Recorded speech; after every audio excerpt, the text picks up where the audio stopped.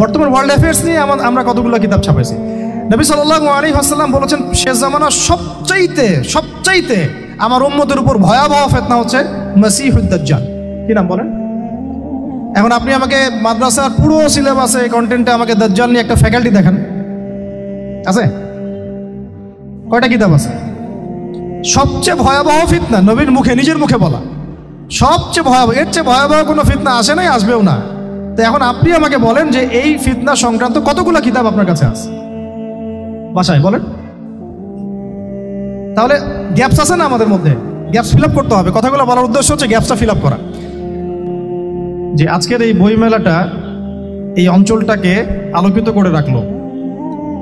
যদিও আমরা যদি দেখতাম যে এখানে একটা কনসার্ট হচ্ছে এবং নামি দামি কোনো ব্যান্ড শিল্পী এসে এখানে গান গাচ্ছে, হ্যাঁ, একদম গিটার প্লে করছে, ড্রামস প্লে করছে, নাচ হচ্ছে, তখন দেখতেন যে এখানে লোকের সমাগম আরো বেশি হতো।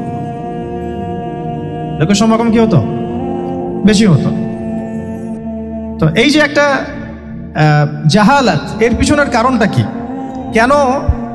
কেন দুনিয়াবি কোনো লালসা দেখলে মানুষ ছুটে আসতেছে, আর কেন এখানে তুলনামূলক উপস্থিতি কম? এটার কারণটা কি? কারণ হচ্ছে ইলমের অভাব। কারণ কি? ইলমের অভাব, জ্ঞানের অভাব। আর এই জ্ঞানটাকেই মানুষের মাঝখানে ছড়িয়ে দেওয়ার জন্যেই এই কিতাব কেন্দ্রিক আয়োজনগুলো হয়ে থাকে। দার্স হয়ে থাকে, খুতবা হয়ে থাকে, তালিম হয়ে থাকে, মাদ্রাসায় মক্তবে পড়ানো হয়, স্কুল কলেজ ইউনিভার্সিটিতে পড়ানো হয়, জ্ঞান কেন্দ্রিক, যাতে করে মানুষ জ্ঞানী হয় এবং দুনিয়া এবং আখিরাতের হাকিকত বুঝতে শিখে, কোনটাতে তার চিরস্থায়ী কল্যাণ সেটা সে বুঝতে শিখে। তো ইলম কেন্দ্রিক কথা যদি বলতে হয়, আগে আপনাদেরকে কয়েকটা ঘটনা শোনাই। আপনাদের ধৈর্য আছে তো নাকি সংক্ষিপ্ত করব? আচ্ছা, আমাদের আদি পিতার নাম কি? এই ঘটনা থেকে আলোচনা শুরু করেন।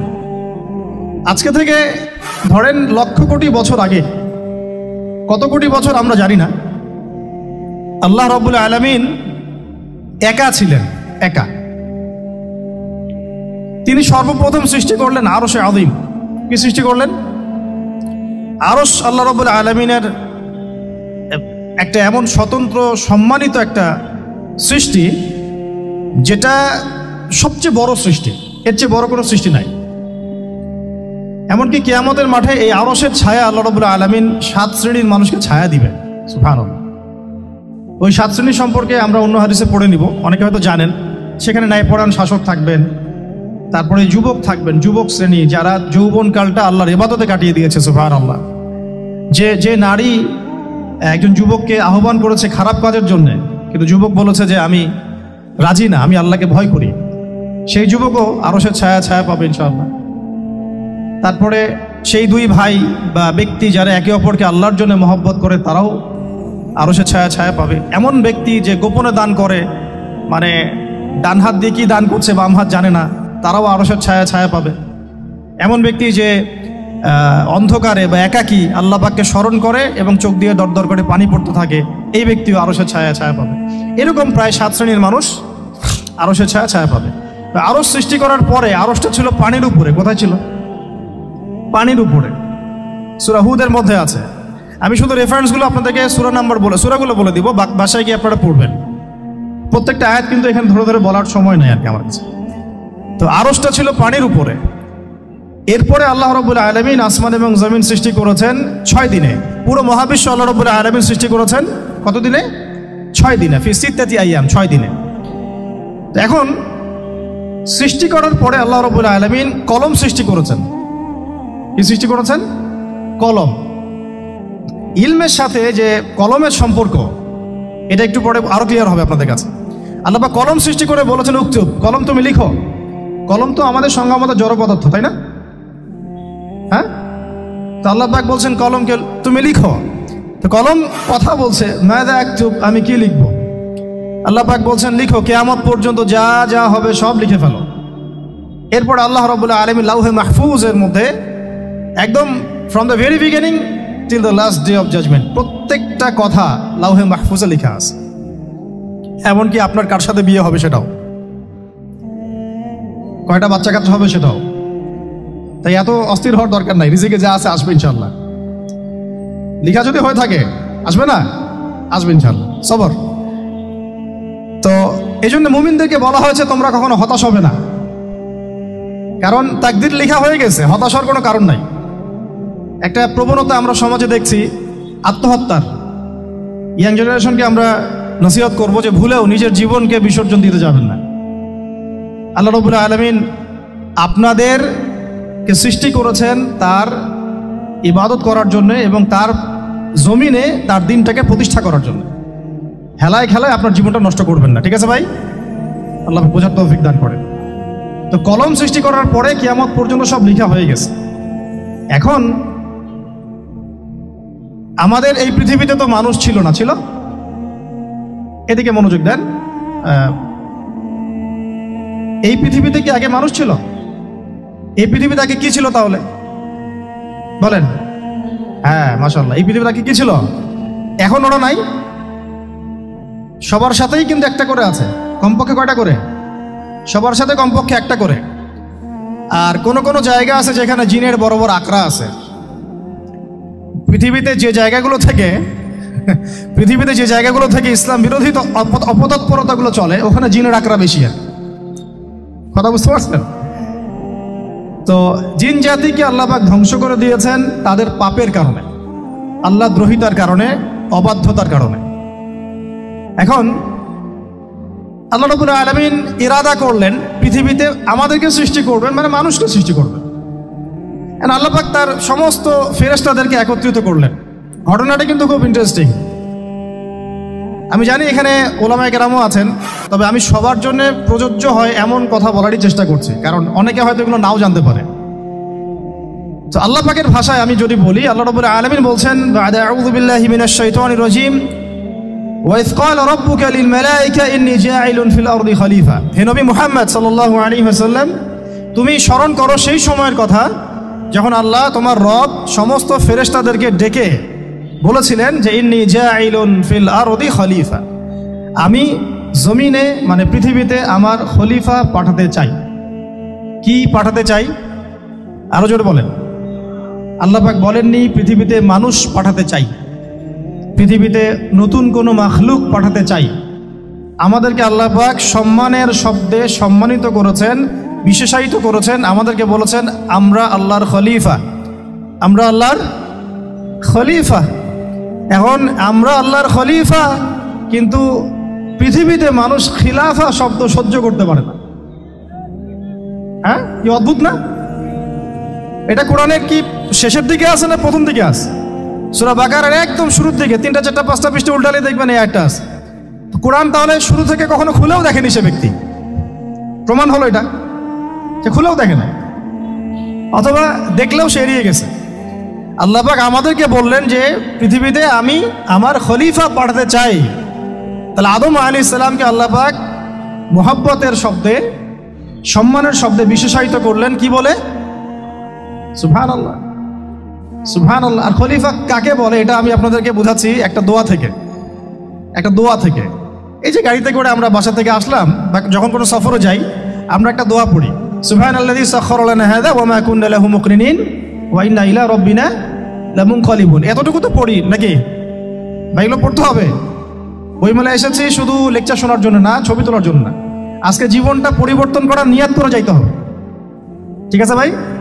বই প্রকাশ করা, ছাপানো, বিক্রি করা, লেখা, এর চেয়ে বড় কথা আমার জীবনটা ইলমের আলোয় আলোকিত করা। আমি বই লিখলাম ধরেন একটা, আমার মধ্যে সেই আমল নাই, লাভ নাই। লাভ আছে? আমি বই ছাপাইছি 100, 200, 500, 1000, আমি নিজেই আমল করি না, হবে? আগে আমল জরুরি। ইলমের সাথে আমলটা খুব বেশি জরুরি। আলেম তাকেই বলা হয় যে ইলম অনুযায়ী আমল কর। তাহলে আল্লাহ পাক বলেন লিমা তাকুলুনা মা লা তাফআলুন, তোমরা এমন কথা কেন বলো যে আমল নিজেরাই করো না? কাবুরা মাকতান ইনদাল্লাহ আন তাকুলু মা লা তাফআলুন, আল্লাহর কাছে সবচেয়ে গর্হিত একটা অপরাধ তোমরা একটা কথা বলবা কিন্তু আমল করবা না।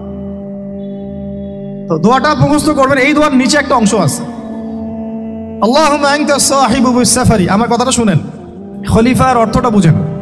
অনেকে তো অনেকভাবে ব্যাখ্যা করে আর কি।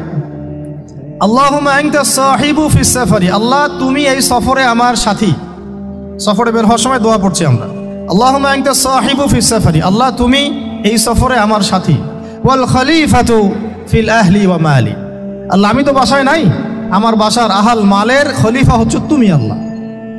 তাহলে খলিফা শব্দ দিয়ে কি বুঝলেন? আল্লাহ আমার বাসার আহাল মালের খলিফা মানে কি? আমার স্থলাভিষিক্ত তুমি আল্লাহ, আমি ওখানে নাই বাসায়, আমি সফরে বের হয়ে গেছি, আমার স্ত্রী, আমার সন্তান, আমার মাল, আমার জান, এগুলোর দায়িত্ব তোমার, তুমি খলিফা। কত চমৎকার দোয়া। তাহলে পৃথিবীতে আমি আমার খলিফা পাঠাতে চাচ্ছি, তার অর্থ কি? আল্লাহ রাব্বুল আলামিন এই পৃথিবীতে আমাদেরকে তার প্রতিনিধি বানিয়েছেন। সুবহানাল্লাহ, সুবহানাল্লাহ। তাহলে আমরা নিজেদের আত্মপরিচয় ভুলে গেলাম যে আমরা আল্লাহর প্রতিনিধি পৃথিবীতে, তাই না? আমরা এখন আব্রাহাম লিঙ্কনের পূজা করতেছি। আব্রাহাম লিঙ্কনের পূজা তো বুঝেন না আপনারা, এটা হচ্ছে ওই যে সকল ডেমোক্রেসির পূজার।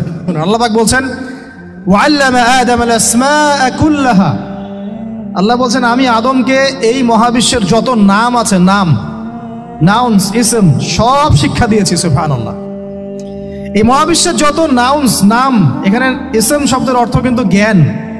ইসম মানে কি? এখানে জ্ঞান। মহাবিশ্বের যে জ্ঞানগুলো আছে, এই জ্ঞানগুলো আল্লাহ পাক আমাদের আদি পিতাকে শিক্ষা দিয়েছেন। আমাদের আদি পিতাকে আল্লাহ নিজে শিক্ষা দিয়েছেন। সৃষ্টিগতভাবে আমরা জ্ঞানী ছিলাম না, আল্লাহ পাক আমাদেরকে জ্ঞান শিক্ষা দিয়েছেন। আমরা ফিলোসফির বইগুলো খুললে দেখবেন ওখানে বুদ্ধিবাদ নামে একটা মতবাদ আছে। মানে তারা বলে যে মানুষ সৃষ্টিগতভাবেই একজন বুদ্ধিদীপ্ত প্রাণী। এটা ভুল কনসেপ্ট। সৃষ্টিগতভাবে আমাদের মধ্যে জ্ঞান ছিল না, আল্লাহ পাক আমাদেরকে জ্ঞান শিক্ষা দিয়েছেন। কথা বুঝতে পারছেন? একটা মতবাদ তাদের আছে অভিজ্ঞতাবাদ, মানে মানুষ অভিজ্ঞতা থেকেই শিখে। আরেকটা আছে সমন্বয় মতবাদ, আপনারা তো এগুলো অনেকে পড়েছেন হয়তো। এর বাইরে যে একটা মতবাদ আছে যে আল্লাহ পক্ষ থেকে ওহী ভিত্তিক মানুষ জ্ঞান শিখে, এই মতবাদ কোনো দার্শনিকের বইয়ে স্থান পেল না।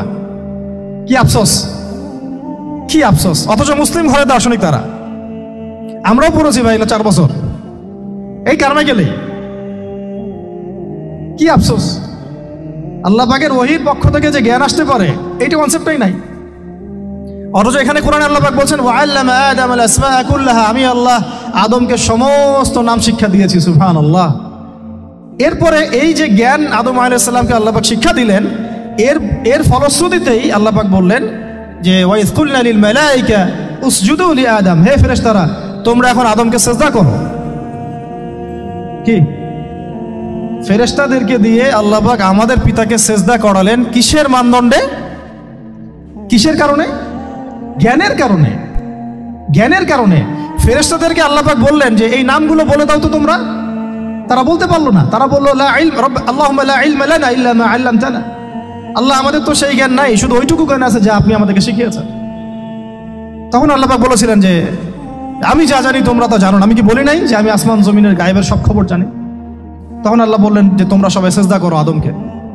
তাহলে আমাদের পিতাকে খলিফা করা হলো, জ্ঞান শেখানো হলো, আল্লাহ পাক নিজে শেখালেন, ফেরেশতা মণ্ডলীদের দিয়ে সিজদা পর্যন্ত করালেন। কিসের মানদণ্ডে?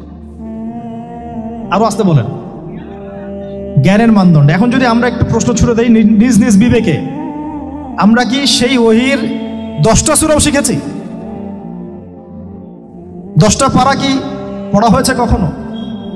10টা সূরারও কি অর্থ জানি? অনেকে তো 10টা আয়াতের অর্থ জানি না। আমরা কি সেই ওহীর 10টা হাদিস শিখেছি? তাহলে আমরা কোথায় সম্মান খুঁজতেছি? পশ্চিমাদের কাছে? বলেন। সত্যি সবচেয়ে আফসোস লাগে আমার একটা জিনিস, যে মুসলিমরা আমরা এখন আমাদের আত্মপরিচয় ভুলে যাচ্ছি, আর আল্লাহ পাক আমাদেরকে যেখানে সম্মান রেখেছেন ওইখানে সম্মান না খুঁজে আমরা অন্যের দাসত্বের সম্মান খুঁজতেছি। আল্লাহ আমাদেরকে বোঝার তৌফিক দান করেন। এটা অজ্ঞতার কারণে হচ্ছে। আমাদের কাজ তাদেরকে সচেতন করা বা তাদেরকে মেসেজ পৌঁছে দেয়া। আমরা উগ্র পন্থা অবলম্বন করব না, আমরা হিকমার সাথে প্রজ্ঞার সাথে মানুষকে বোঝানোর চেষ্টা করব। এগুলো বোঝানোর অংশ। এখন আচ্ছা আরেকটা কথা আপনাদেরকে বলি, একটা কথা আমি মাঝখানে মিস হয়ে গেছে। এই যে আল্লাহ পাক আমাদেরকে খলিফা করে পাঠিয়েছেন, খলিফার কাজ কি? প্রশ্ন না? আমাদের কাজ কি তাহলে? এই কাজটা আল্লাহ পাক আবার ব্যাখ্যা করেছেন সূরা সদের মধ্যে। কোন সূরায়? সূরা সদ। সদ নামে একটা সূরা আছে, সূরা ইয়াসিনের আগে পড়ে পাবেন। তো এখানে আল্লাহ পাক আরো একজন নবীকে তার খলিফা বলেছেন। সেই নবীর নাম দাউদ আলাইহিস সালাম। কি নাম? আর দাউদ আলাইহিস সালাম কিন্তু এই জেরুজালেম থেকে, যেখানে এখন ওই জায়নিস্টরা বোম্বিং করে আর কি, নিরীহ মুসলিমদেরকে হত্যা করে বিগত 70 বছর থেকে, ওই জেরুজালেম থেকে কিন্তু দাউদ আলাইহিস সালাম বিশ্ব শাসন করেছিলেন। তার পরবর্তীতে তার সন্তান সুলাইমান আলাইহিস সালামও কিন্তু ওখান থেকেই বিশ্ব শাসন করেছিলেন। আর এখনকার বানু ইসরাইল দাবিদার এই জায়নিস্টরা, তারাও কিন্তু ওই ফিকিরই করছে, ওখান থেকে তারা বিশ্ব শাসন করতে চায় এবং তারা মনে করে তাদের একজন মাসিহ আসবে, সেই মাসিহ আসলে তারা বিশ্ব শাসন করবে। আমরা সেই মাসিহের নাম জানি মাসিহুদ দাজ্জাল। কি নাম? এই দাজ্জালকে ওরা ওদের সত্য মাসিহ মনে করে, আমরা জানি হচ্ছে মিথ্যা ভণ্ড প্রতারক মাসিহ, অথচ ওরা মনে করে এটা হচ্ছে সত্য মাসিহ। এই জায়গায় তারা ধোঁকা খাচ্ছে। অথচ সত্য মাসিহ হচ্ছেন ঈসা আলাইহিস সালাম, যিনি আবার শেষ জামানায় আসবেন এবং তার হাতেই এই মাসিহুদ দাজ্জাল মারা যাবে এবং তারপরে পুরো বিশ্বে আবার ওই খিলাফা কায়েম হবে, ওই যে খলিফা, ওটা সারা বিশ্বে কায়েম হবে। এই টাউন হলও বাদ যাবে না ইনশাআল্লাহ। এটা মানুষ মানতে চাচ্ছে না, কিন্তু মানুষ না মানলে কি, আল্লাহ পাকের নকশায় সব আঁকা আছে কখন কি হবে। কে কে কল্পনা করেছিল যে আজকে আপনারা বসে এখানে দিনের আলোচনা করবেন? হ্যাঁ, কল্পনা করা যায় তো? যে শব্দগুলো আপনারা বলছেন এগুলো বললেই তো নাই, গায়েব। এখন বলছেন, কেউ কি কল্পনা করেছিল যে হঠাৎ করে এমন একটা সময় চলে আসতে পারে? কেউ কিন্তু কল্পনা করেনি, আল্লাহ পাকের নকশায় ছিল। এখানে আমাদের একটা আফসোসের কথা, এখানে মাস্টার মাইন্ড আল্লাহ রাব্বুল আলামিন। প্রকৃত মাস্টার মাইন্ড কে? আমরা ক্রেডিট নেওয়ার প্রতিযোগিতায় ব্যস্ত হয়ে আছি এখন, কার কত ক্রেডিট নেওয়া যায়। এখানে একক ক্রেডিট পাওয়ার যোগ্য কেউ না, সমস্ত ক্রেডিট কার? আল্লাহ রাব্বুল আলামিন। এটা আল্লাহর সাথে গাদ্দারি করতে যায় না, তাহলে ভুলে যান। কারণ আমি বারবার বলেছি আপনাদেরকে, কোরআন থেকে একটা শিক্ষা আমরা শিখেছি, একটা কম যখন মাজলুম থাকে, দুর্বল মাজলুম জুলুমের শিকার হচ্ছে, আল্লাহ পাক সেই কমটাকে বাঁচান, কোনো না কোনো একজন ত্রাণকর্তাকে পাঠান, কোনো একটা সূরতে আল্লাহ পাক সেই কমকে বাঁচায় দেন। আবার যদি এই নিয়ামতটা পাওয়ার পরে ওই কম আবার এই জুলুম শুরু করে, আবার আল্লাহ দ্রোহিতা শুরু করে, আল্লাহ পাক তার চেয়ে বড় জালেম চাপাই দিবে। কথা বুঝতে পারছেন? আল্লাহর সাথে গাদ্দারি করতে যাই না, আল্লাহ পাক আমাদেরকে বোঝার তৌফিক দান করেন। এখন খলিফার কাজটা কোথায় পাবেন? কোন সূরায় ভাই বলেন? সূরা সাদে আল্লাহ পাক দাউদ আলাইহিস সালামকে খলিফা সম্বোধন করে বলছেন, ইয়া দাউদ, কি চমৎকার আহ্বান, ইয়া দাউদ, হে দাউদ, ইন্না জাআলনাকা খলিফাতান ফিল আরদ। দেখো আমি আল্লাহ তোমাকে পৃথিবীতে খলিফা করেছি। কি করেছি? খলিফা করেছে। তোমার কাজ কি শোনো, ফাহকুম বাইনান নাসি বিল হক। বোঝার চেষ্টা করেন একজন খলিফার কাজ কি। খলিফা মানে আল্লাহর প্রতিনিধি, জমিনে যে দায়িত্বশীল, অন্য মানুষের উপরে যে দায়িত্বশীল, তার কাজ ফাহকুম বাইনান নাসি বিল হক, মানুষের মাঝে ন্যায় বিচার প্রতিষ্ঠা করবে, এটা তোমার কাজ। তাহলে এখন যারা আমরা এই জায়গায় আছি বা ভবিষ্যতে আসব, আরও কাল আগাতে থাকবে, সময় আগাতে থাকবে, নতুন নতুন নেতৃত্ব আসবে, সবার ফাংশন একটাই, ফাহকুম বাইনান নাসি বিল হক। আমাদের কাজ হবে মানুষের মাঝখানে কি করা? ন্যায় বিচার, বিচার ফয়সালার ক্ষেত্রে ইনসাফ করা, ন্যায় বিচার করা। তো ন্যায় বিচার তো এখন জাদুঘরে আছে নাকি? হ্যাঁ, কোনো কোনো ক্ষেত্রে আমরা চাই না যে ন্যায় বিচার জাদুঘরে যাক, আমরা চাই আবারও ন্যায় এবং সাম্যের সমাজ প্রতিষ্ঠা হোক। ইনশাআল্লাহ এরপর থেকে আমরা কোনো অন্যায় সহ্য করব না। ইনশাআল্লাহ এরপর থেকে আমরা কোনো জল্লাদতন্ত্র কায়েম করতে দিব না। আমাদের যা আছে তাই নিয়ে প্রতিবাদ হবে ইনশাআল্লাহ। কারণ এখনকার প্রজন্ম প্রতিবাদের ভাষা বুঝে। এখন যদি আপনারা আবার সেই প্রাচীন জুলুমের তন্ত্রে মন্ত্রে ফিরে যান, তাহলে আল্লাহর গজব চলে আসবে, বড় গজব। তো খলিফার কাজ কি ভাই? কি কাজ বললাম বলেন? মানুষের মাঝখানে ন্যায় বিচার প্রতিষ্ঠা করা। আচ্ছা, আরো আছে, আরো আছে, আয়াত শেষ হয় নাই। আল্লাহ পাক বলছেন, ওয়ালা তাত্তাবিউল হাওয়া। ন্যায় বিচার করতে গিয়ে নিজের দাসত্ব মানে প্রবৃত্তির অনুসরণ করো না। ন্যায় বিচার করতে গিয়ে নিজের প্রবৃত্তির অনুসরণ করো না, মন গড়া বিধানের অনুসরণ করো না। আমার মামা, আমার চাচা, আমার খালু পার করে দিও না। প্রবৃত্তির অনুসরণ মানে কি? মন যাচাই তাই করো না। ন্যায় বিচার করতে গিয়ে আল্লাহ পাকের বিধান মেনে চলো। কারণ সূরা মাইদাতে আল্লাহ পাক বলেছেন, আয়াত নাম্বার 44, 45, 47, ওয়া মান লাম ইয়াহকুম বিমা আনজালাল্লাহ ফাউলাইকা হুমুল কাফিরুন।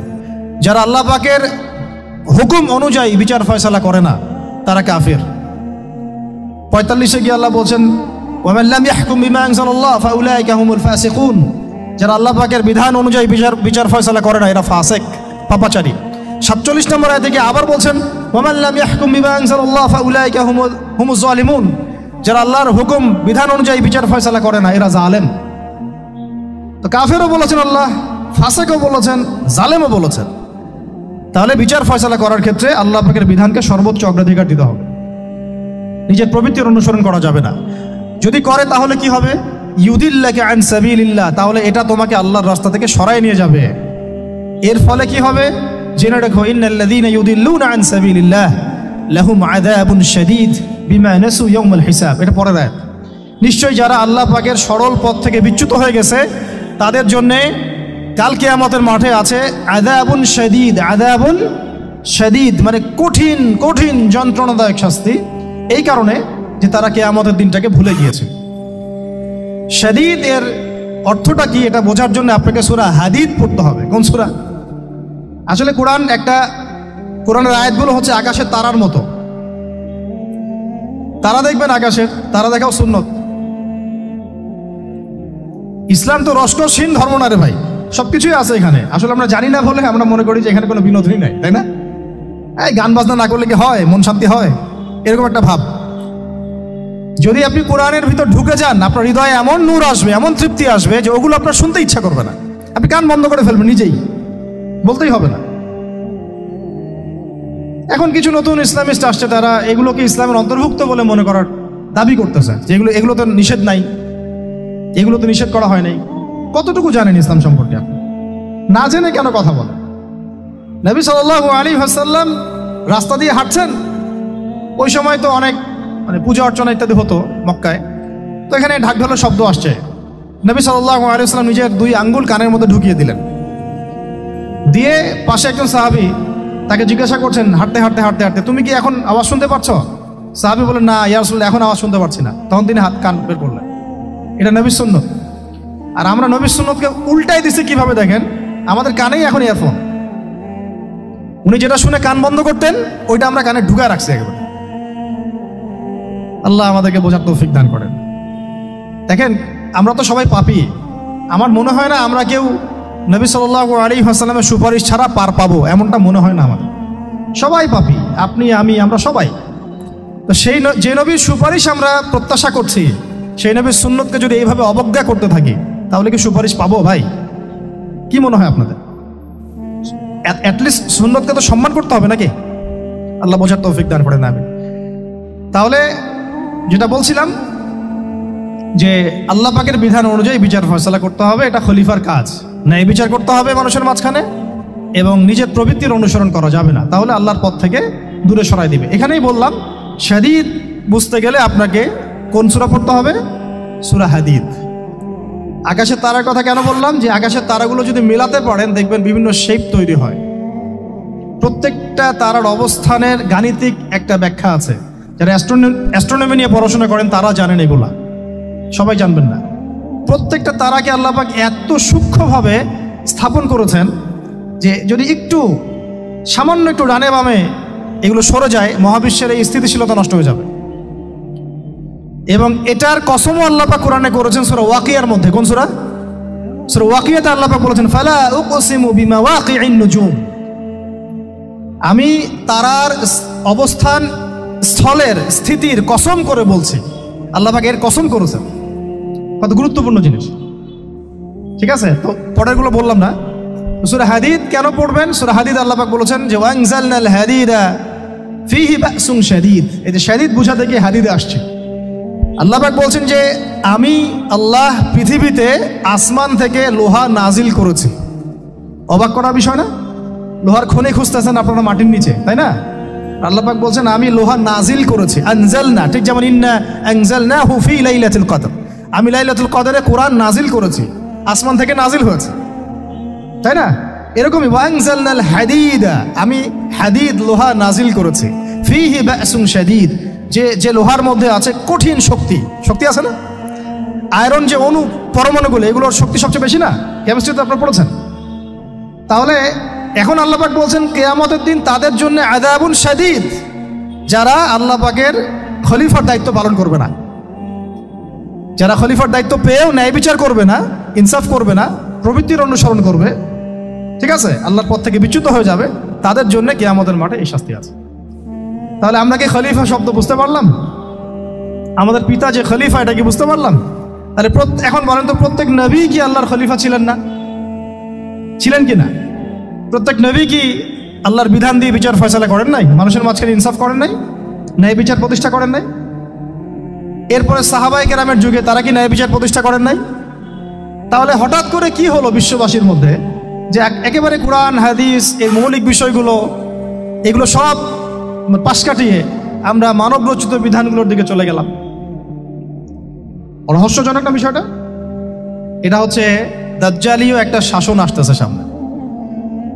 দাজ্জাল নিজেকে খোদা বলে দাবি করবে এবং সে সমস্ত মানব জাতিকে বুঝাবে যে সেই খোদা, নাউযুবিল্লাহ।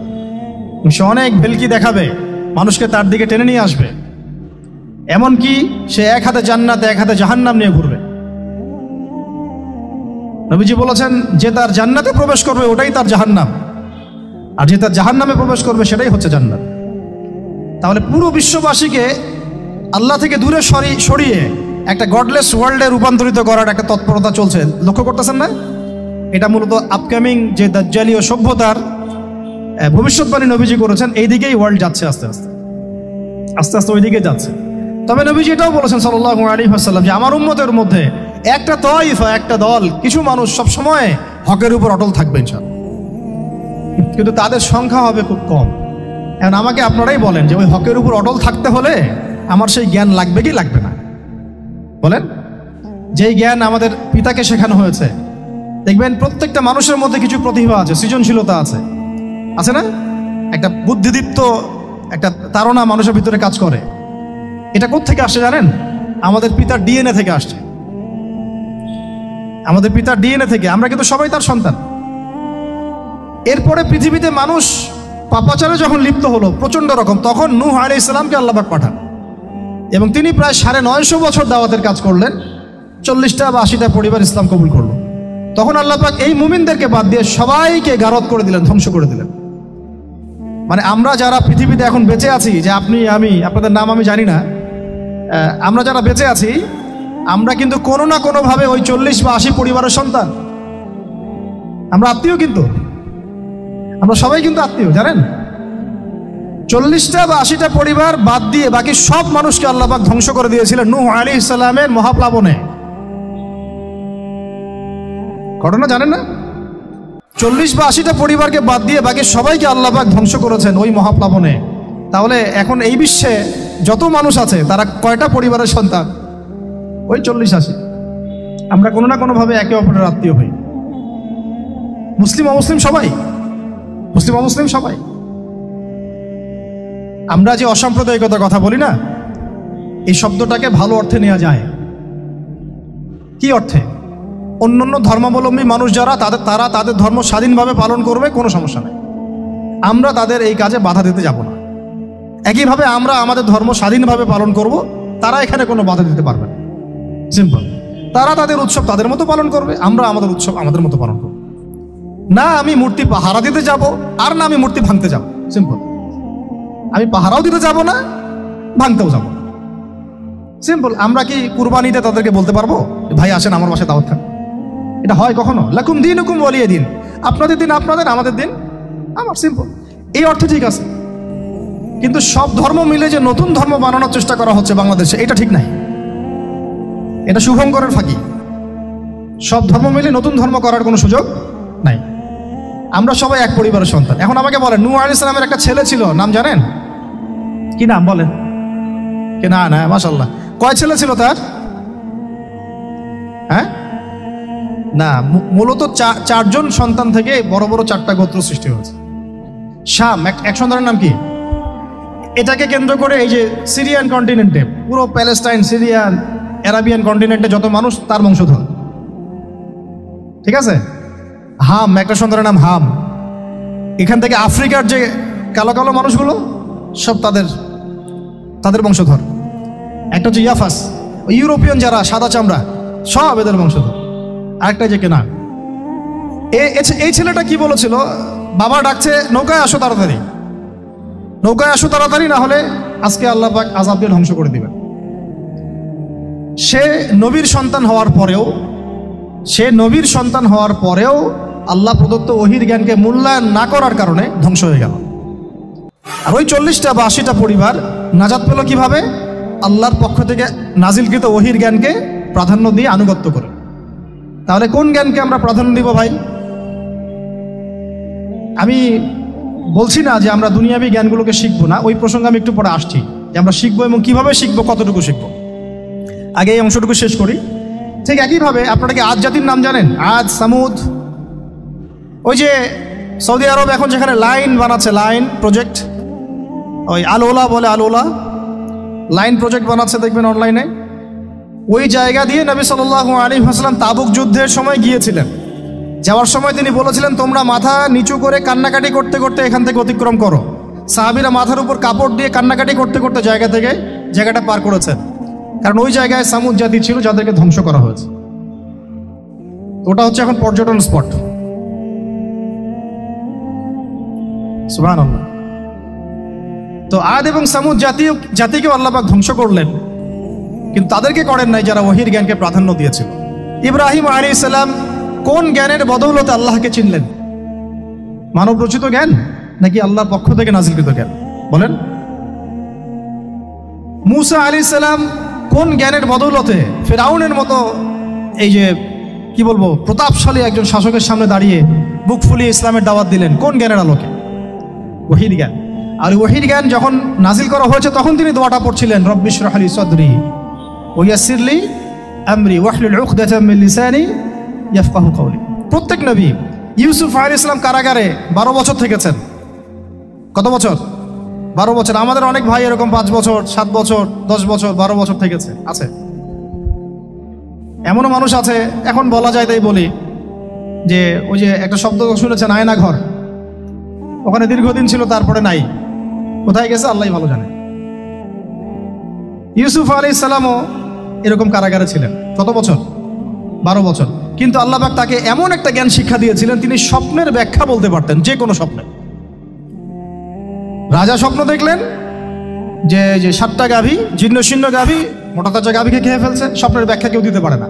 কিন্তু ওই জেলখানায় 2 জন ছাড়া পাওয়া মানুষ, ছাড়া পাইছে 2 জন আর কি, 2 জনের মধ্যে একজন বেঁচে আছে, একজন নাই। মানে 2 জন বসে বসে ইউসুফ আলাইহিস সালামকে বলছিলেন যে আমরা একটা স্বপ্ন দেখলাম যে আমার মাথায় রুটি আছে, পাখি এসে রুটি খেয়ে ফেলছে।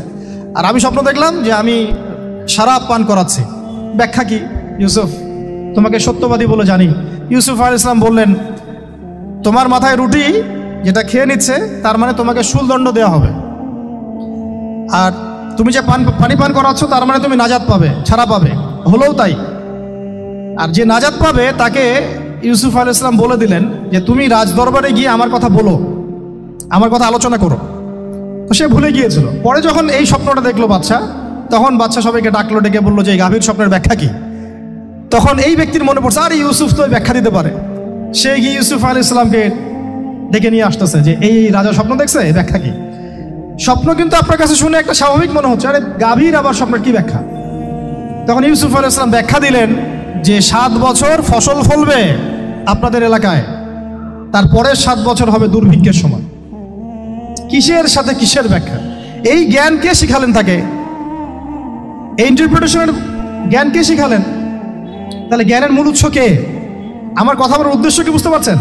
যত জ্ঞান তার মূল উৎস কে? স্বপ্ন একটা জ্ঞান, যদি সেটা সত্য হয়। আর জেনে রাখবেন, কিয়ামতের আগে আগে মুমিনদের স্বপ্ন বেশি বেশি সত্য হবে। ঠিক আছে? মুসা আলাইহিস সালামকেও সেই আল্লাহ জ্ঞান শিক্ষা দিলেন।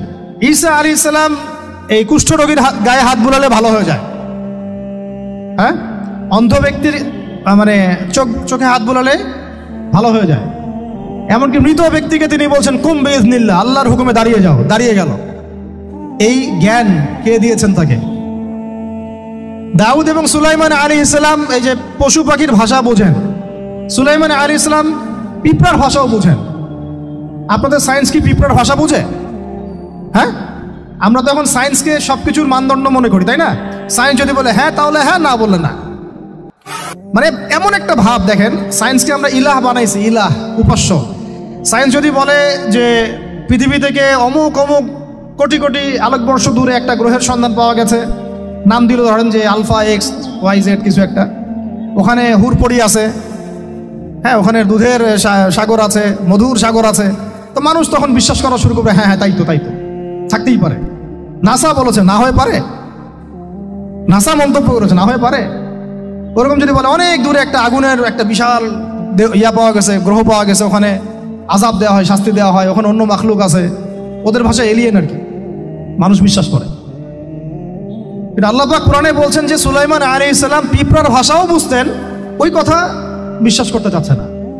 সুলাইমান আলাইহিস সালাম বাতাসে ফ্লাই করতে পারতেন, এটা বুঝতে পারতেছেন, বিশ্বাস করে না। তাহলে ওই প্রযুক্তি না থাকলে এয়ারক্রাফট কিভাবে আবিষ্কার করলেন? যে প্রযুক্তিগুলো পৃথিবীতে চলে গেছে ইতিমধ্যে, ওগুলো ভবিষ্যতেও আসতে পারে।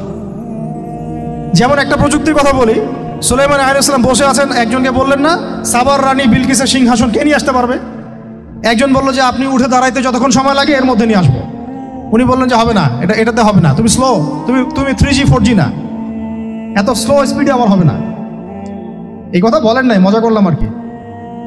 আমাদের ইউটিউবাররা আবার এই অংশ কাট করে আবার প্রচার করে দিতে পারে। দেখেন কিসের সাথে কি ব্যাখ্যা করলো, কোরআনকে 3Gর সাথে তুলনা করলেন আবু তোহাদ না, ব্যাস কাম সারা দেশে ওইটাই ইস্যু। তখন মহা মুসিবত, মানে বাঙালি জাতির মধ্যে দিন প্রচার করা।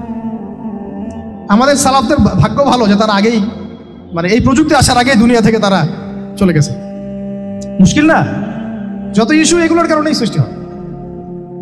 তো যাই হোক, প্রসঙ্গে আসি, কোথায় ছিলাম ভাই, যে কথা হারায় ফেললাম। হ্যাঁ, আরেকজন বললেন যে না, আপনি চোখের পলক ফেলতে যতক্ষণ লাগে এর মধ্যে দেখবেন সিংহাসন সামনে। সুবহানাল্লাহ, কি প্রযুক্তি বলেন! এই প্রযুক্তির সামনে কি বিশ্ববাসী যেতে পেরেছে? দেখেন সুলাইমান আলাইহিস সালামের বাতাসে ফ্লাই করাটা কিন্তু এখন পৃথিবীতে খুব কমন হয়ে গেছে। আমরা সবাই ফ্লাই করতেছি বাতাসে, তাই না? যদি আপকামিং কোনো সময় আপনি দেখেন যে এইরকম চোখের পলকেই একটা বস্তু আরেকটা জায়গা থেকে এক জায়গায় চলে আসতেছে, আমি অবাক হব না ইনশাআল্লাহ। কারণ কোরআনে অতীতে এই ঘটনার দলিল আছে। বুঝাতে পারতেছি না? এক কথায় সমস্ত জ্ঞানের মূল উৎসকে। এরপরে আসেন, অত আর লম্বা করছি না, আমাদের নবী মুহাম্মদ সাল্লাল্লাহু আলাইহি ওয়াসাল্লাম আসেন। আমরা তো তার উম্মত। 23 বছরে, একটু মনোযোগ দেন, এটা আলোচনার লাস্ট পার্ট, ঠিক আছে? 23 বছরে তিনি পুরো জাহেলিয়াতকে পরিবর্তন করে দিয়েছেন। কত বছরে? 23 বছর। আপনারা কি জানেন যে আইয়ামে জাহিলিয়াতে আসলে কি কি সমস্যা ছিল? কেন ওই যুগটাকে আমরা জাহিলিয়াত বলি? বেসিক্যালি 5-6টা সমস্যা ছিল। কয়টা? 5-6টা। 1 নম্বর শিরক। 1 নম্বর কি? আমার সাথে বলেন। শিরক আমাদের ওয়ার্ল্ডে নাই, এটা তো গ্লোবাল শিরক চলতেছে এখন। শুধু ধর্মীয় শিরক চলতেছে না, কিন্তু এখন শিরক হচ্ছে পলিটিক্সে, শিরক হচ্ছে ইকোনমিক্সে, শিরক এডুকেশনেও আছে, শিরক কালচারের মধ্যেও আছে। কথাগুলো বুঝতে হবে একটু গভীরভাবে। তখন সমস্যা ছিল রিবা, সুদ। এখন নাই। রিবা ছাড়া কোনো সিস্টেম আছে এখন ওয়ার্ল্ডে? আমি গতকালকে একটা হাদিস মোতালা করছিলাম সুদ সংক্রান্ত। নবীজি বলেছেন সাল্লাল্লাহু আলাইহি ওয়াসাল্লাম যে একটা যুগ আসবে সামনে, সুদবিহীন কোনো মানুষই চলতে পারবে না। যে চলতে চাইবে তার গায়েও সুদের ছিটা ফোটা গিয়ে লাগবে। আসে নাই সেই যুগ? সুবহানাল্লাহ, কিভাবে তিনি এত স্পেসিফিকলি কথাগুলো বলতে পারেন? নিশ্চয়ই তিনি এমন একজন সত্তার কাছ থেকে জ্ঞান পেয়েছেন যিনি সব জানেন, অতীত বর্তমান ভবিষ্যৎ, তাই না? এমনকি নবীজি বলেছেন ইমামুল মাহদির সময় যে 10 জন ঘোড়সাওয়ার বের হবে এবং তারা গিয়ে খোঁজ নিতে যাবে যে দাজ্জাল বের হয়েছে কিনা, নবীজি বলছেন আমি সেই 10 জনের নামও জানি, তাদের বাবার নামও জানি। সুবহানাল্লাহ, সুবহানাল্লাহ। কিয়ামতের মাঠে আলী রাদিয়াল্লাহু আনহু, আবু বকর রাদিয়াল্লাহু আনহু, ওমর, উসমান রাদিয়াল্লাহু আনহুম আজমাইন, তাদের হিসাবটা কেমন হবে ওইটাও নবী সাল্লাল্লাহু আলাইহি ওয়াসাল্লাম আগেই বলে দিয়েছে। সবচেয়ে দ্রুত হিসাব হবে এই উম্মতের আলী ইবনে আবি তালিব রাদিয়াল্লাহু আনহু। যাবেন, বেরোবেন, শেষ। কি মানুষ, তার জীবনীটা পড়ে দেখবেন। আমি শেষের দিকে বলে দিব আপনাদেরকে আজকে, এবং এটা রেকর্ডেড থাকবে, ইনশাআল্লাহ অনলাইনে দিয়ে দিব, যে আপনারা কোন কোন সাবজেক্টের বই কিনবেন। বই মেলা তো শুধু মানে আসলেন একটা একটা র্যান্ডমলি বই কিনলেন এমন না, টপিক ধরে ধরে সাবজেক্ট ওয়াইজ বই কিনতে হবে, ঠিক আছে ভাই? বই কেনার পিছনে টাকা পয়সা খরচ যদি না করেন, মানে দিনের জন্য অর্থ ব্যয় করার মানসিকতা না থাকে, এলেম পাওয়া যাবে। অনেক মুহাদ্দিস নিজের গায়ের জামা খুলে দিয়ে পর্যন্ত বই নিয়ে বাসায় গিয়েছে, জানেন? তাদের সমস্ত সম্পত্তি বিক্রি করে দিয়েছেন বই কেনার জন্য। আজকে সকালে আমাদের এক ভাই মোজাকারা করছিলেন যে আমারই এক ওস্তাদ, বাংলাদেশের অনেক বরেণ্য একজন আলেমে দ্বীন, প্রবীণ আলেমে দ্বীন, তার কথা আলোচনা হচ্ছিল যে তিনি কিতাব পড়তে পড়তে পড়তে হঠাৎ একটা কিতাব তিনি খুঁজে পাচ্ছেন না। তো ছাত্রদেরকে পাঠালেন যে খুঁজে নিয়ে আসো তো, কোথায় আছে, কেউ খুঁজে পায় না। তিনি নাকি ওযু করে এসে নামাজ 2 রাকাত নামাজ পড়ে বাচ্চার মতো হাউমাউ করে কান্নাকাটি শুরু করলেন, আল্লাহ আমার সেই কিতাব কোথায় গেল, আমার কিতাবটা এনে দাও। তলাবুল ইলম কাকে বলে দেখেন, ইলমের তালেব, ইলমের ছাত্র কাকে বলে? এই যে ইলমের ছাত্র, আমরা কি ছাত্র হইতে পারছি? একটা বইয়ের দাম যদি দেখি 100 টাকা, বাস আমাদের গায়ে লাগে। 100 টাকা দিয়ে তো আপনার গার্লফ্রেন্ডকে নিয়ে বসতে গায়ে লাগে না, বসলে তো 500 টাকা চলে যায়। জিনা থেকে বাঁচতে না পারলে কলবে আল্লাহ নূর আসবে না। আল্লাহ পাক আমাদের কথাগুলো বোঝার তৌফিক দান করেন, আমিন। জিনা, আবার বলছি, জিনা থেকে বাঁচতে হবে, অন্যথায় কলবে নূর আসবে না। আল্লাহ পাক আমাদেরকে বোঝার তৌফিক দান করেন, আমিন। কোথায় ছিলাম ভাই? বলেন। 1 নাম্বার কি ছিল? শিরক। 2 নাম্বার রিবা, সুদ। ওইটা বলতে গিয়ে হাদিসটা কথা বলেছিলাম। এই সুদটা কি এখন বেশি না কম? এখন সুদ মানুষ খাচ্ছে, যুক্তিও দিচ্ছে যে এই যুগে এখন সুদ না খাইলে কি চলে। একদিন একটা মসজিদে বয়ান করছিলাম, তো মসজিদে বয়ানের মাঝখানে একজন দাঁড়ায় গেল, দাঁড়ায় আমাকে বলছে যে ওস্তাদ হুজুর, বুঝলাম আপনার সব কথা ঠিক আছে, এখন আমার 1 লাখ টাকা ধার লাগবে, আমি কোত্থেকে নিব? বলেন, আসলে উত্তর দিবেন কি? হ্যাঁ, সুদের ক্ষতিকর বিষয়গুলো যেমন বলতে হবে, সুদবিহীন ব্যাংকিং সিস্টেম এবং অর্থনৈতিক ব্যবস্থাও তো চালু করতে হবে। সেটা কি? সেটা হচ্ছে যাকাত। সেটা কি? যাকাত, সাদাকা এবং কর্জে হাসানা। এগুলো তো চালু করছি না আমরা শুধু কথা বলছি তাত্ত্বিক যে সুদ হারাম। আমিও তো অনেক জায়গায় বলছি, কারণ বলতে হচ্ছে, নাহলে আপনার জানাতে তো হবে। সুদের পাপের সবচেয়ে নিম্ন শাখা হচ্ছে মায়ের সাথে জিনা করা, সর্বোচ্চ শাখা হচ্ছে আল্লাহ এবং তার রাসূলের সাথে যুদ্ধ করা। একটা হাদিস বুখারীতে এরকমও আসছে, বুখারীতে কি তিরমিজিতে, আমি রেফারেন্সটা ভুলে যাচ্ছি, তবে হাদিসটা সহিহ। নবী সাল্লাল্লাহু আলাইহি ওয়াসাল্লাম বলেছেন, যে ব্যক্তি 1 দিরহাম সুদ খায় সে যেন 36 বার জিনা করল।